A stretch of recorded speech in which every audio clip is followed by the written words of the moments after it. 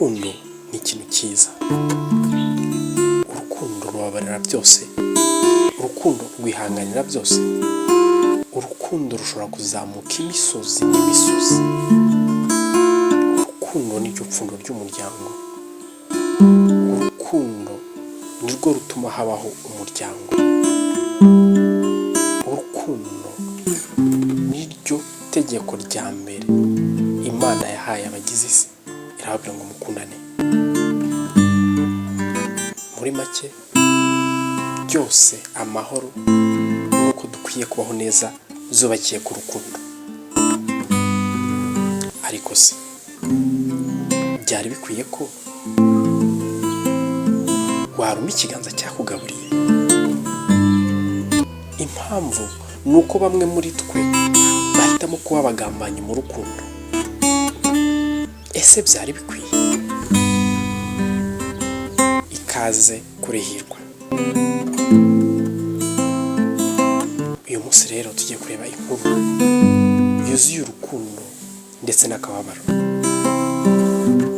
Iyi ni inkuru y'umwana w'umukobwa wari ufite ubumuga bwo kutabona, yuzuye ubugugu bwinshi. Gusa nta nshuti nyinshi yari afite uretse umuhungu umwe wamukundaga kurusha undi wese, amukunda byimazeyo.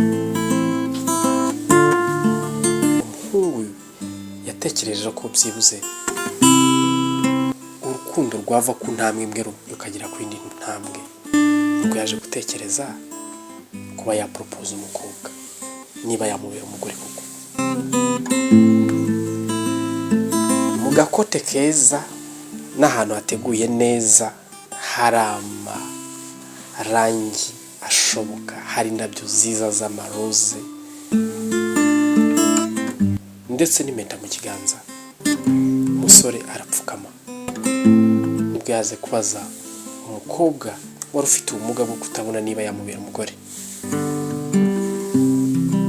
Umukobwa mu marira menshi n'agahinda ndetse n'ibyishimo aramubwira ati, nkukunda kurusha uko ubitekereza ndetse nifuza kubera umugore, ariko nifuza ko nazashyingiranwa nawe ndamutse mfite ubushobozi bwo kukureba.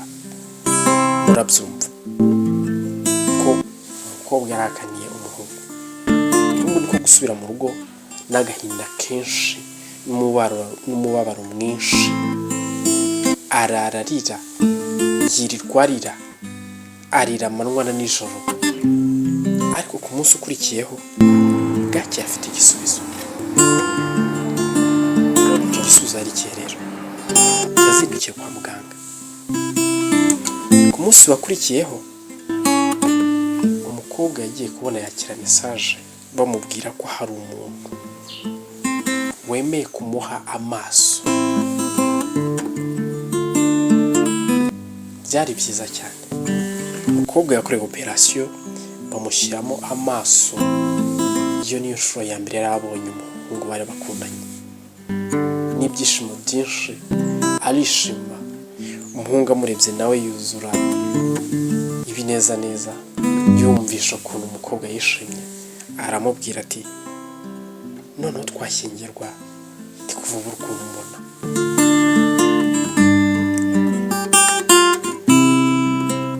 Umukobwa yarahindukiye, agikubita umusore amaso aratungurwa, maze n'umujinya mwinshi n'ubushongore aramubwira ati, ese urabona dushyingiranywe twazishima na rimwe? Ati, njyewe ubu ngubu maze kubona amaso nareba, ariko wowe uracyarimo. Ibi ntabwo byakunda, ntabwo twasigira twishima mu buzima. Umuhungu yarababaye cyane, ararira, agahinda karamurenga. Ariko nanone anaseka cyane, mu marira menshi mu maso he n'agahinda kuzuye umutima. n'indaro nziza. Arangije yegera umukobwa aramubwira ati nahoze iteka nifuza ko wabaho ubuzima bwiza, nahoze iteka mparanira ko wakwishima, ati none ndishimye kuba wishimye, ati rero ntacyo bitwaye, ndumva umwanzuro wafashe kandi nanjye ndawumva, ati nta kibazo, ati njye ndagiye, ati ariko wiyiteho cyane rwose. Umuhungu ntiyarekeraho, arangije arakomeza ati wite no kuri ayo maso yanjye. Birumvikana ko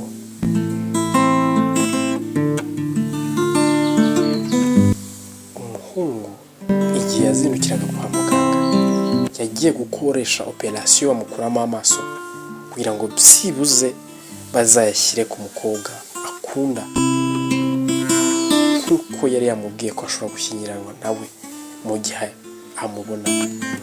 Ariko byaratunguranye, ibyo yatekerezaga n'urukundo yatekerezaga byose byabaye impfabusa. Ese byari bikwiye koko? Inama rero, niba umuntu agukunze akagukunda akakwimariramo ndetse nawe ukamwereka ibimenyetso, ukamwereka ko umukunze, mukunde by'ukuri, wibuke ko iminsi idahwana, ko hazagira n'igihe ibyo ngibyo ubona ubwo bwiza n'ibyo bindi bitandukanye bikabura. Ariko niba umukunda by'ukuri, komeza umukunde. Murakoze cyane.